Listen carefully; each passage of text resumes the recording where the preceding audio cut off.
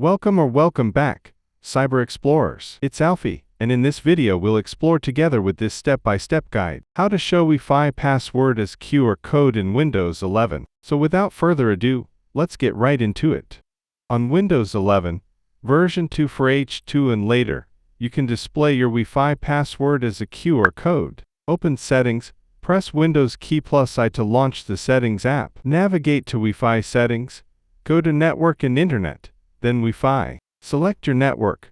Click on the name of the Wi-Fi network you're currently connected to. Reveal password and QR code. In the network properties, click the Show button next to the password field. You'll see the Wi-Fi password. A QR code will also appear, which can be scanned by another device's camera app to connect automatically. And that's it for today. If you found this video helpful, please give it a thumbs up, consider subscribing, and don't forget to activate the notification bell so you won't miss out on any new uploads. Thank you for watching. Until next time, see you later.